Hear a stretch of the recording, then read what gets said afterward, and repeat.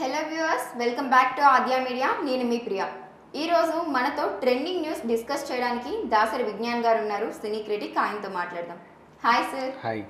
So వివేక హత్య కేసులో అప్రూవర్గా మారిన దస్తగిరిపై కేసు నమోదైంది. అది దేని గురించి?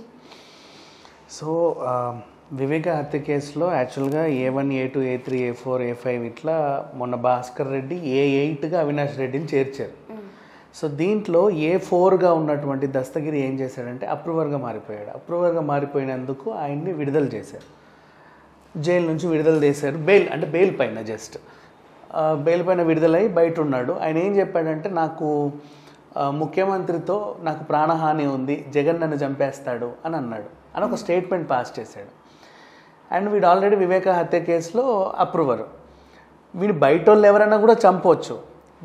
ఎవడైనా చంపితే ఎక్కడది, ఆల్రెడీ నాకు పబ్లిక్గా చెప్పాడు కదా జగన్ నన్ను చంపడానికి ట్రై చేస్తుంది, వీడు చచ్చిపోతే ఎక్కడది జగన్ వైపు వస్తుందేమో అని చెప్పేసి వాళ్ళు ఏం చేశారు, వీడికి ఒక సెక్యూరిటీ అంటే 5+5 సెక్యూరిటీని ఇచ్చారు. పొద్దున ఒక షిఫ్ట్లో 5, సాయంత్రం 5 పోలీసులు. అంటే వీడు ఆఫ్టర్ ఆల్ ఒక చిన్న డ్రైవర్. యాక్చువల్గా చెప్పాలంటే ఆ కేసులో డ్రైవరు వివేకాన్ని నేనే హత్య చేశాను, గొడ్డలి తెచ్చాను, కదిరికి వెళ్ళి ఇట్లా నరికాను అని చెప్పాడు. డైరెక్ట్ టీవీలలోకి వచ్చి అందరికీ చెప్పాడు ఇట్లా నేనే నరికాను అని.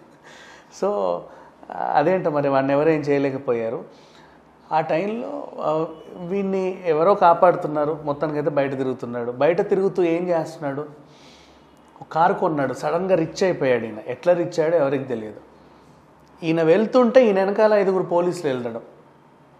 ఎవరికన్నా భయం ఉంటుంది కదా. ఇప్పుడు నేను వెళ్తున్నా, నా వెనకాల 5 పోలీసు వాళ్ళు నాకు కాపలాగా ఉన్నారు అంటే నేను ఏమైనా చేయొచ్చు. పైగా వీడు ఒక స్టార్ హంతకుడు అంటే సాక్షాత్తు ఎంపీ క్యాండిడేట్నే నేనే నరికాను అని పబ్లిక్గా ఒప్పుకున్నటువంటి హంతకుడు వీడు. అయినా సరే ఇతన్ని పోలీసులు కానీ సిబిఐ కానీ ఎవరేం చేయట్లా. అంటే చూసావా నా ఇన్ఫ్లుయెన్సు, నేనెంత ఇదో అన్నట్టుగా అక్కడ తిరుగుతున్నాడు. ఆ రకంగా ఎందుకో సెటిల్మెంట్లు చేస్తూ వీళ్ళకి సెటిల్మెంట్లు చేసుకుంటూ రిచ్ అయ్యాడు. సెటిల్మెంట్లు మంచిగా. అంటే ఇప్పుడు ఒక పెద్ద క్యాండిడేట్ ఇప్పుడు అనమాట వీడు. యాక్చువల్గా చెప్పాను, ఆఫ్టర్ ఆల్ ఒక డ్రైవరే, చదువు సంధ్య కూడా సరిగ్గా లేదు.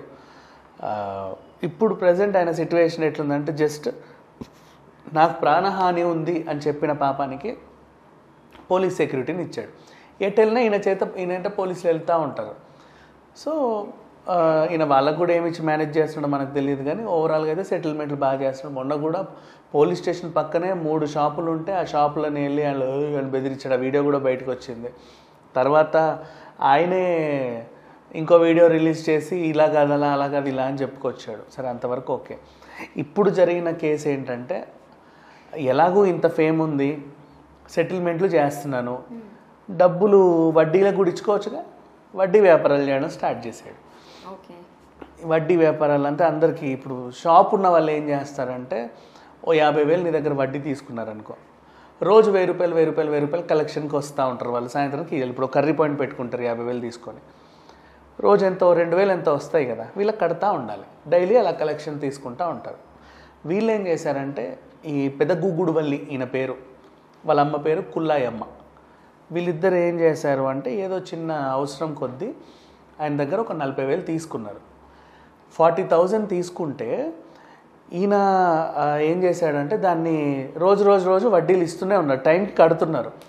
కాకపోతే టైంకి ఎందుకు వాళ్ళ వ్యాపారం 10 రోజుల నుంచి నడవల. అంటే చిన్న కిరాణా షాప్ అయినా ఏదైనా సరే రోజు మనకి ఎంతో కొంత వస్తాయి కదా, ఒక 10 డేస్ నుంచి ఆ వ్యాపారం సరిగ్గా నడవకపోయేసరికి 10 డేస్ నుంచి వీళ్ళు ఇవ్వాల.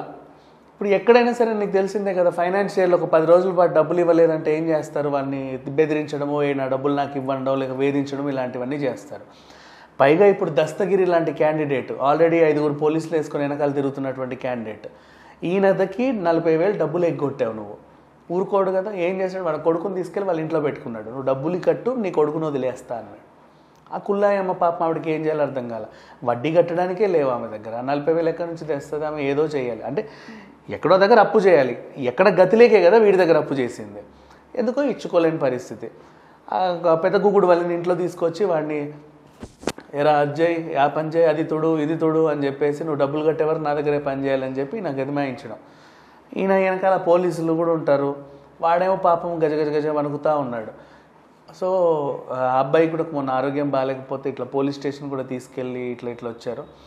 అండ్ కుల్లాయం ఏం చేసిందంటే పోలీస్ స్టేషన్లో కేసు వేసింది, నా కొడుకుని నిర్బంధించాడు, చాలా హింస పెడుతున్నాడు అని.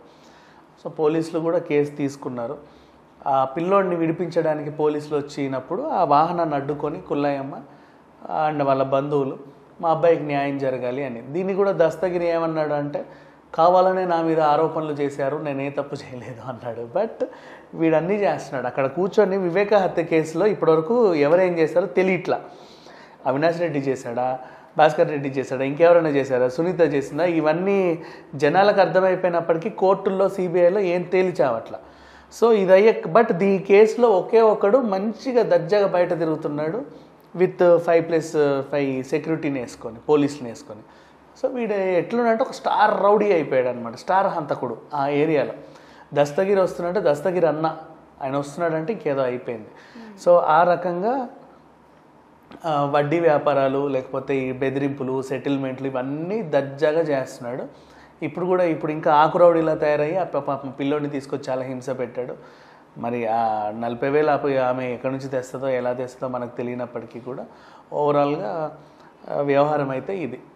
బట్ ఇప్పటివరకు కూడా ఈ కేసులో తెలుసుకుంటే యాక్చువల్లీ దస్తగిరి అప్రూవ్గా మరి ఏం చెప్పాడంటే, మాకు ఇట్లా కొన్ని సుపారీ ఇచ్చాడు, దాంట్లో భాగంగా నాకు 70 లక్షలు వచ్చాయి, ఆ 70 లక్షలని కూడా నేను మా ఫ్రెండ్ దగ్గర పెట్టాను, మున్నా అనే ఒక ఫ్రెండ్ దగ్గర. అతనికి కూడా డబ్బులు పెట్టుకోవడానికి ఒక 5 లక్షలు వాడి కమిషన్ ఇచ్చాను అని చెప్పాడు. చెప్పినందుకు పోలీసులు వెళ్ళి రికవర్ చేయాలి కదా డబ్బులు. రికవర్ చేస్తే వాళ్ళకి పాపం 43 లక్షలు ఎంతో దొరికాయి, అంతే రికవర్ చేశారు. మిగతాది ఆయన ఫోను, ఆయన దగ్గర ఏమన్నా ప్రాపర్టీ అవి కూడా సీజ్ చేసుకోవాలి. ఎందుకంటే వాళ్ళకి 70 లక్షలకి సరైన ఎవిడెన్స్ కావాలి. సో ఆయన ఏమైనా ఖర్చు పెట్టినా ఏం చేసినా అవన్నీ తీసుకెళ్ళాలి. బట్ ఇవన్నీ వదిలేశారు. అతను మొన్న ఇంటర్వ్యూలో చెప్తున్నారు, మహేంద్ర కారు నాదే అని చెప్పాడు. ఎక్కడి నుంచి కొన్నావు మహేంద్ర కారు? మరి పోలీసులు తీసుకెళ్ళాలిగా, తీసుకెళ్ళాలా. పైగా వీడు సెటిల్మెంట్లు చేస్తున్నాడు. ఇంకా చాలామందికి చెప్పాడు, ఆ షాపులు నేను కొనడానికి ట్రై చేశాను, వీళ్ళకి ఇంత అది కొన్నాను, భూములు కొంటున్నాడు, షాపులు కొంటున్నాడు, రియల్ ఎస్టేట్ వ్యాపారం చేస్తున్నాడు, సెటిల్మెంట్లు చేస్తున్నాడు, డబ్బులు ఉన్నాయి. కానీ సిబిఐకి వాళ్ళ డ్యూటీ అంటే వీళ్ళ దగ్గర మినిమం అమౌంట్ రికవరీ చేయాలి, ఆయన ఒప్పుకున్నటువంటి అమౌంట్ 75 lakhs. కానీ అది ఎందుకో ఎప్పుడో సిబిఐ రికవరీ చేయట్లా, వాడేమో చాలా దర్జా తిరుగుతున్నాడు. అటు వివేక కేసు తేలట్లా, ఇటు సునీత రెడ్డి కూడా అవినాష్ రెడ్డిని జైల్లో వేయించేలాగా పగబట్టి వదలట్లా. మొన్న సుప్రీంకోర్టులో కూడా వాళ్ళకి తరఫున లాయర్ తరఫున కూడా నేనే వాదిస్తా అంటే కోర్టు కూడా 4 మొట్టకేలు వేసింది, అమ్మ చాలా ఎక్కువ అతి చేస్తున్నావు నువ్వు, తగ్గించుకో అని చెప్పేసి. ఈ రకంగా ఈ కేసు జరుగుతుంది. బట్ ఓవరాల్ ఈ కేసులో లాభపడింది ఎవడైనా ఉన్నాడు అంటే దస్తగిరి ఒకడే. వీడు అంటే నార్మల్ ఐస్ క్రీమ్లు అమ్ముకునేవాడు ఇంతకుముందు, డ్రైవర్ తర్వాత వాడికి ఏం చేయాలో అర్థం కాక ఐస్ క్రీమ్ బండి పెట్టుకుని ఐస్ క్రీమ్లు అమ్ముకునేవాడు రోడ్ల మీద. ఆ క్వాలిటీ వాల్స్ బండి దొక్కుంటూ వెళ్తారు చూసావా, వాడి రోజు ఇప్పుడు ఒక ఆకు రౌడీ అయ్యాడు, స్టార్ రౌడీ అయ్యాడు.